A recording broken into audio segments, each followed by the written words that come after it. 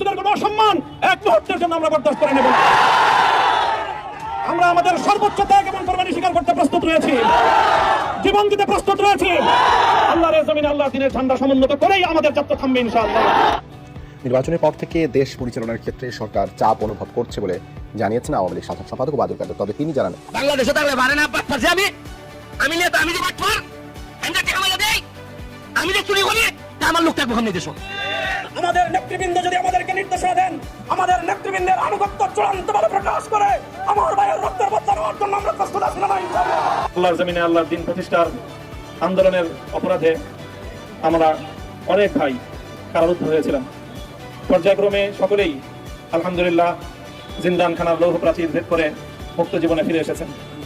সর্বশেষ আজ আমার মুক্তির মধ্য দিয়ে 2021 সালে হেফাজতে ইসলাম বাংলাদেশ এবং এদেশের আলেম সমাজের উপর ইতিহাসের অন্যতম এক গভীর ষড়যন্ত্র এবং চক্রান্ত নির্যাতনের যে স্টিমরোলার পরিচালনা করা হয়েছিল, তার আজকে একটি প্রাথমিক অধ্যায়ের পরিসমাপ্তি ঘটল।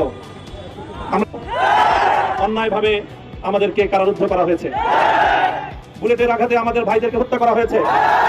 আমরা যখন আমাদের সন্তানদের লাশ এবং তাদের দেহ, সেই মরদেহকে সামনে রেখে আমরা যখন আমাদের ন্যূনতম প্রতিবাদটুকু উচ্চারণ করতে গিয়েছি, তখন আমাদেরকে কারারুদ্ধ করা হয়েছে, আমাদেরকে নানাভাবে নিষ্কাশন করা হয়েছে, আমাদেরকে জনগণ থেকে বিচ্ছিন্ন করার সব ধরনের অপচেষ্টা চালানো হয়েছে। আমি আজ এই মুহূর্তে আমার এই মুক্তি উপলক্ষে আমি বলতে চাই, আমাদের উপর জুলুম করা হয়েছে, এটাকে আমরা সহ্য করে নিলাম। আমাদের ভাইদেরকে হত্যা করা হয়েছে, সেটাও সহ্য করে নিলাম।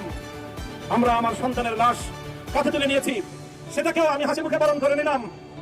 আমাদেরকে অপমান এবং লাঞ্ছনার সব ধরনের ষড়যন্ত্রের সম্মুখীন হতে হয়েছে, সেটাও আমরা হাসি মুখে বরণ করে নিয়েছি। কিন্তু আল্লাহর জমিনে আল্লাহ এবং তার রাসূলের কোনো অসম্মান এক মুহূর্তের জন্য আমরা বরদাস্ত করে নেব না। আমরা আমাদের সর্বোচ্চ ত্যাগ এবং কোরবানি স্বীকার করতে প্রস্তুত রয়েছি, জীবন দিতে প্রস্তুত রয়েছি। আল্লাহর জমিনে আল্লাহর দ্বীনের ঝান্ডা সমুন্নত করেই আমাদের যাত্রা থামবে ইনশাআল্লাহ। হয়তো শাহাদাত, নয়তো খেলাফত ইনশাআল্লাহ। আল্লাহর জমিনে খেলাফত প্রতিষ্ঠার যে আওয়াজ আজ পৃথিবীর দিকে দিকে উচ্চারিত হচ্ছে, সে আওয়াজ বাংলার জমিনে খেলাফতের এই আন্দোলনকে চূড়ান্ত গন্তব্যে পৌঁছাবে ইনশাআল্লাহ। বাংলাদেশের আলেম সমাজ, হেফাজতে ইসলাম বাংলাদেশ সহ বাংলাদেশ খেলাফত মজলিস সহ সকল ভ্রাতৃপ্রতিম সংগঠন, সকল ধর্মপ্রাণ, ইসলামপন্থী বিভিন্ন ছোটখাটো মতবিরোধ, মত পার্থক্যের ঊর্ধ্বে উঠে যারা এলায় কালিমাতুল্লাহর এই এক বাণীতে বিশ্বাসী, আল্লাহর জমিনে আল্লাহর দ্বীন কায়েম করতে চাই, আমাদের তাআলাউ ইলা কালিমাতিন সাওয়াইন বাইনানা ওয়া বাইনাকুম এই এক মন্ত্রে উজ্জীবিত হয়ে আল্লাহর দ্বীনের ঝান্ডা সমুন্নত করবার এই আন্দোলন এবং সংগ্রামে আমি নিজেকে উৎসর্গ করার ঘোষণা করছি। এবং আমার সকল ভাইদেরকে, আমি সকল উলামায়ে কেরামকে এবং ধর্মপ্রাণ মুসলমানদেরকে, ইসলামী নেতৃত্বকে ঐক্যবদ্ধভাবে এই সংগ্রামের ঝান্ডা সমুন্নত করবার, ধারণ করবার আহ্বান জানাচ্ছি। এবং আপনাদের সকলকে আবার শুকরিয়া জ্ঞাপন করছি যে আজকে আপনারা এভাবে আমাকে উৎসাহিত করেছেন, উজ্জীবিত করেছেন। আল্লাহ পাক আপনাদের সকলকে উত্তম বিনিময় দান করুন। বাংলাদেশে থাকলে পারে না পারছি আমি নেতা, আমি যে বাটপার, আমি যে টেকা দেই, আমি যে চুরি করি, আমার লোক থাকবো সামনে দেশ। সোনারঘাট মাধবপুরের মধ্যে একটা 5 স্টার হোটেলে বইছে গ্রান্ড সুলতানের মধ্যে হাততালি দাও না কেন? বাইরে থেকে মানুষ আইলে তুই টেকা রুজি বইতো না নি। আর একবার খালি যায়নি কেউ, এই 5 স্টার হোটেলে ওরা থাকবো, আমার বলা বান গিয়ে কেন দোকান দিব, হোটেল দিব, যেভাবে ফরম্যাট আছে ব্রেন খাটাইয়া অন্তত কয়েক হাজার ছেলেরে কে যাইতে রে বিদেশ। এরপরে আমরা অনেক কর্ম খারাপ আছে, আমরা বহু বালা বালা মানুষ দেশ থেকে বিদায় দিছি। তবে আমি এখন চেষ্টা করে দেখছি ডেইলি আমার বিভিন্ন লোকের সাথে দেখা হয়। 5 স্টার হোটেল সোনারঘাট হইব, সোনারঘাট মাধবপুরের মধ্যে একটা 5 স্টার হোটেল হইব যে গ্রান্ড সুলতানের মধ্যে হাততালি দাও না কেন? 5 স্টার হোটেল মানে হইল মিনিমাম 300-400 পোলা মানিকের মধ্যে চাকরি পাইব। তেলিয়াবাড়ার থেকে সানপুর পর্যন্ত পুরা পর্যটন, ওই যে কক্সবাজার মানুষ যায় না নি, এইভাবে পর্যটন হইব অন্তত মিনিমাম 1 থেকে 2,000 চা বাগানের শ্রমিক এবং বাঙালি মিলিয়া আমরা টেকা রুজির ব্যবস্থা করতেছি। বাইরে থেকে মানুষ আইলে তুই টেকা রুজি বইতো না নি। আর একবারে খালি যায়নি কেউ, এই 5 স্টার হোটেলে ওরা থাকবো, আমার বলা বান গিয়ে কেন দোকান দিব, হোটেল দিব, যেভাবে ফরম্যাট আছে ব্রেন খাটাইয়া অন্তত কয়েক হাজার ছেলেরে কে যাইতে রে বিদেশ। এর আগে কেন হামলা দিতে আর আমরা দিতে তাই না? আরে বাঙালিরা যখন দাঁড়াই গেছি, পৃথিবীর কেউ আমরা সাথে খুলে উঠতে পারছে না। আমি কে দেখুন লন্ডন আমেরিকা যেখানে বাঙালিরা গেছে 1000 কোটি টাকার মালিক হয়ে গেছে, কেন হইল? ট্রেন খাটাইছে, শ্রম দিছে। আর বাংলাদেশে তাহলে পারে না পারছি আমি নেতা, আমি যে বাটপার, আমি যে টেকা দেই, আমি যে চুরি করি, আমার লোকের ভূমি দেশ। নেতা যখন চুর হয় মানুষের বাইকের মধ্যে বুঝতে থাকেনি। আর এরা বিদেশ আর যাই করে নেতা বালা একটা সিস্টেম লাইন নিছে, চুরি করতে চায় না। আর আমি যে গালি সুরগলদের কিছু হালকা বাড়ি দিছি, বিশ্বাস করেন আমার মায়ের গাল সকালবেলা ডেলি উচ্চা করে ফুট করে মারি দিব।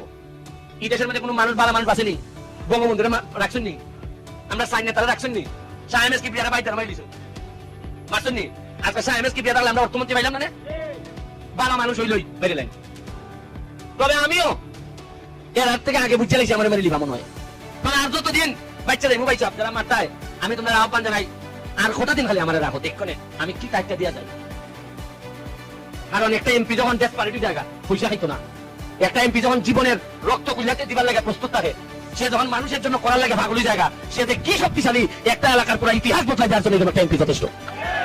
আর কর্মে সন্তুষ্ট হইয়া আপনারা যেন আমার সারা জীবন আপনারা ছেলের মতো হয়ে রাখেন, আমার এটাই আমার সবচেয়ে বড় কথা। বেশি এক জীবনে বেশি এমপি হইতে হয় না। আপনারা যদি আমার মনে করেন যে এটা আমার বলা, এই একবারই দেখাই দিয়া গেছে কিভাবে মানুষের সেবা করতে হয়, এটাই আমার জীবনের সবচেয়ে বড় অর্জন হইব। আর এমপি মন্ত্রী তো সারা দেশে আছে, সবাই মানুষ এইভাবে ভালোবাসে না। নির্বাচনের পর থেকে দেশ পরিচালনার ক্ষেত্রে সরকার চাপ অনুভব করছে বলে জানিয়েছেন আওয়ামী লীগ সাধারণ সম্পাদক ওবায়দুল কাদের। তবে তিনি জানান, যারা এমন চাপের সাথে জড়িত তারা নিজেরাই এখন চাপে আছে। সকালে এক সংবাদ সম্মেলনে ওবায়দুল কাদের আরো বলেন, উপজেলা নির্বাচনের ক্ষেত্রে স্বজন বলতে আওয়ামী লীগ সভাপতির স্ত্রীর সন্তানদেরই বুঝিয়েছেন। দলের সংসদের বোর্ডের বৈঠকের পরদিন সভাপতির রাজনৈতিক কার্যালয়ে আওয়ামী লীগ সাধারণ সম্পাদকের সংবাদ সম্মেলন। সেখানে উঠে আসে বিভিন্ন রাজনৈতিক বিষয়।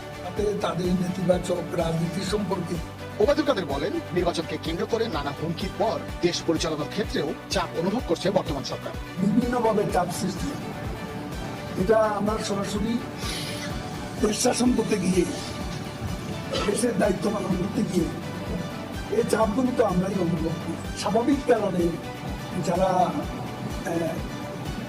চাপ দেবেন তারা নিজেরাও চাপে আছে, কারণ আরো বছরের স্পর্শ আটলান্টিকের উপরে গিয়েও লেগেছি। উপজেলা নির্বাচনে মন্ত্রী ও এমপিরা কোনোভাবেই যাতে প্রভাব বিস্তার করতে না পারে সে বিষয়ে সভাপতির নির্দেশনার কথা স্মরণ করিয়ে দেন সাধারণ সম্পাদক। স্বজন বলতে তিনি সুনির্দিষ্ট মানুষ, স্বজন বলতে সন্তান, স্ত্রী, সন্তান, এ দুটা শব্দ তিনি গতকাল সকালে এবং রাতে সবাই তিনি খোলাসা করেছেন। সংবাদ সম্মেলনে উঠে আসে নিজ উপজেলায় ওবায়দুল কাদেরের স্বজনদের প্রার্থিতার বিষয়টি। আমার পার্টির কারোর সাথে কোনো সংযোগ নেই, নেতৃস্থানীয় কারোর সমর্থন নেই, আমার সমর্থনে তো প্রশ্নই উঠে না। নেতাকর্মীদের হতাশার কারণে বিএনপি এখন বিবৃতি ও বক্তব্য সর্বস্ব দলে পরিণত হয়েছে বলেও মন্তব্য করেন আওয়ামী লীগ সাধারণ সম্পাদক। আমার নেত্রী পার্টির সভাপতি, আপনি আমাদের ভাইদেরকে ফরিদপুরে পিটিয়ে মারবেন, আমি হিন্দু সন্ত্রাসীদেরকে বলবো এটা গুজরাট নয়, এটা বাংলাদেশ। আমি হিন্দুদেরকে বলবো এটা দিল্লি নয়, এটা বাংলাদেশ। আমি বলবো এটা ইন্ডিয়া নয়, এটা শাহজালালের পূর্ণভূমি বাংলাদেশ। এখানে আপনি আমার ভাইকে পিটিয়ে মারবেন আর পূজার নামে দেশীয় অস্ত্র আমাদেরকে দেখাবেন। যদি আমাদের সাথে আপনারা খেলতে চান, মাঠে আসেন, আমরা খেলার জন্য। আমরা পরিষ্কার ভাষায় বলতে চাই, মন্দির নিরাপদ থাকুক, এটা আমরাও চাই। মন্দিরে যে যারা আগুন লাগিয়েছে তাদের বিপদের সম্মুখীন করা হোক, এটা আমরাও চাই। কিন্তু আমার নিরীহ মুসলমানদেরকে যারা ঘন্টার পর ঘন্টা বন্দী